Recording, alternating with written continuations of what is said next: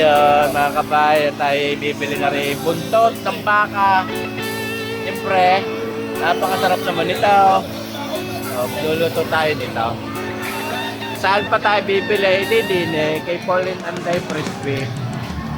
Mga kaibigan natin itong mga ito. Gagayatin na. Utoy. Yang kay yang kay nilalagari doon. Lalagarin daw. Awalan ko.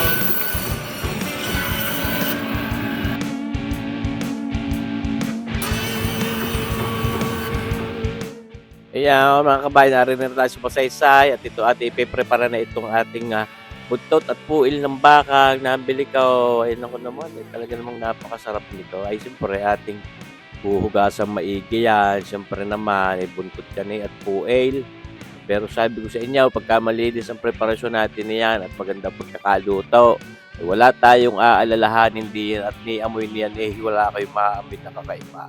Yan ho. Siyempre, malinis naman lang tayo pag palaging magpapanan itong ating mga paglulutong ito. Ngayon, yung mga pinagpuilang iyan, babawasin natin yung mga laman-laman na yaon. At alam nyo, gagawin ko sa mismo mga buntot at mga lamang iyan, ating kakalderitahay na. Sabi ko sa inyo, sana abangan nyo pa rin yung ating pagpapakita ng ating kalderetang buntot ng baka. Ngayon, itong ating una ipapakita sa inyo, ang ating gagawin luto dito ay parang style goto. Ayan ho, mga kabayan, ating ilalagalaan na may mga panimplang masarap. Ay nako, ay pag pinapalambaut, ay napakasarap naman niyan. Masarap ipang ulam at lalo masarap na pulutan. Pagka yung mga babarikin ay mga hard. Ayan ho, mga brandy, mga whiskey. Ayan, mga kabayan. Ngayon, siyempre, ating ilalagay din sa ating kaserulang iyan, mga kabayan, at ating diyan ihahalbos. Ayan, mga kabayan. Ako, yung ating nahugasan na namang mga 3 beses yan. Isa pa yan, human, pagka ating isinalang, yung unang kulo niya, pabubulakan muna natin karikate. And how, pag medyo lumabas yung mga manti-mantika ng iyan, buntot at puhil na yan, di atin hong papalitan ng sabaw. Siya ating isa lang muna at nang magawa natin iyaw maya-maya.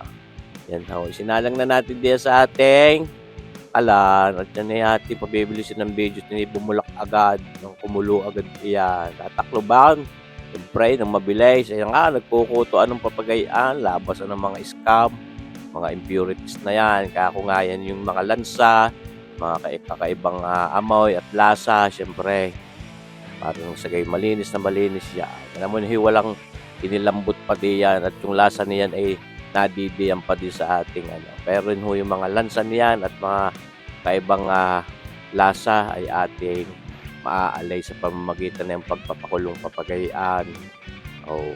Yun yung baga mga kabayan. Talaga namang napakakunat pa niya at sige, napakatagal din naman palambutin yung mga balat, yung pinagbalatan ng bakang yan, lalo sa mga parte ng buntot at puil. Yan ho. Atin ho, hihirangin. Yan mga hihiwalay na natin diyan sa sabaw na yan. Siyempre, mabigat-bigat yung patigisin. Kaya ating aalsin na lang muna yung mga buntot at puil na yan.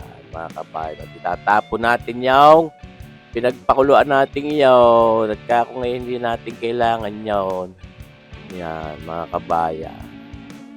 Sa mga iba naman mga pagluluto papagayaan, pagka gusto mayroong karikit na anggo, may karikit na amoy na parang talaga ay hindi na ginagawa yan. Pero itong ating pagpapakita ito ay alam kong mas maganda ikaw ito.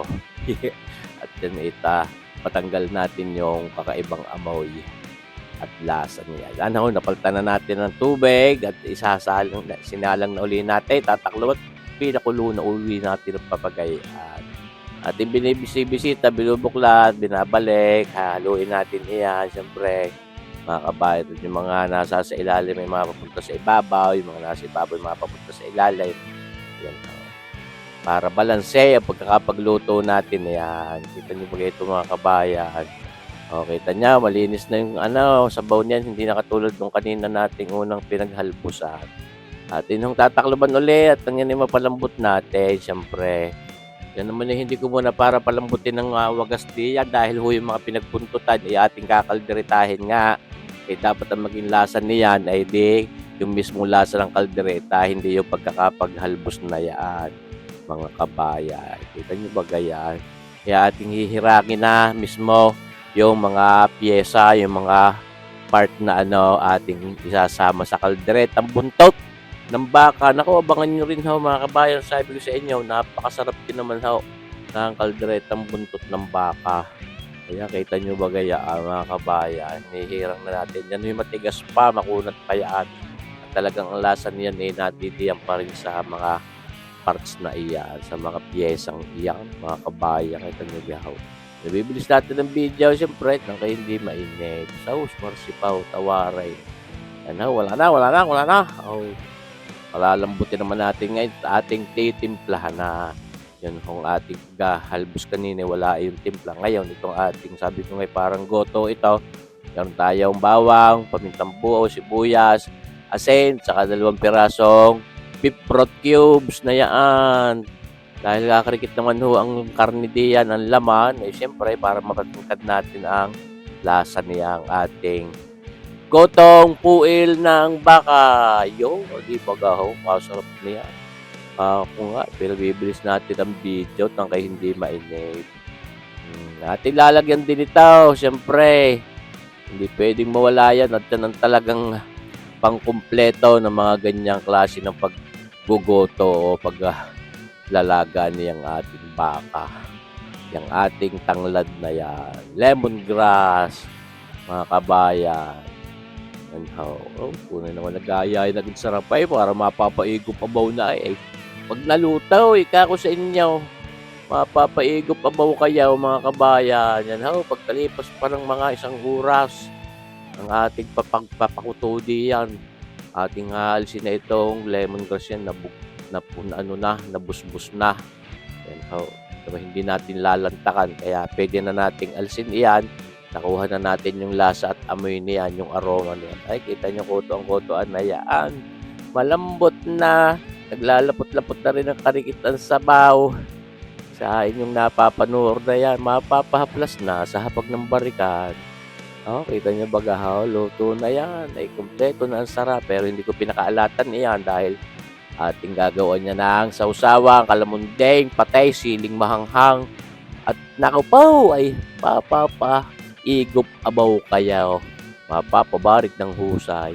Yan nga, nakahaplas na sa hapag ng barika. Kita nyo ba gaya ang mga kabayan, may sausawang papagayaan, patis, kalamansi, at saka yung siling mahanghang. Ay igop abaw, siyempre naman. Tapos nasa sa tabing papagarni ang surprise po ay. Yung bariking iyang brande ay panalaw. Maraming salamat sa inyong panunood mga kabayan. Sana naibigin itong ating video ito. At abangan nyo pa rin palagi ang ating mga susunod na videos. Mabuhay tayong lahat. God bless!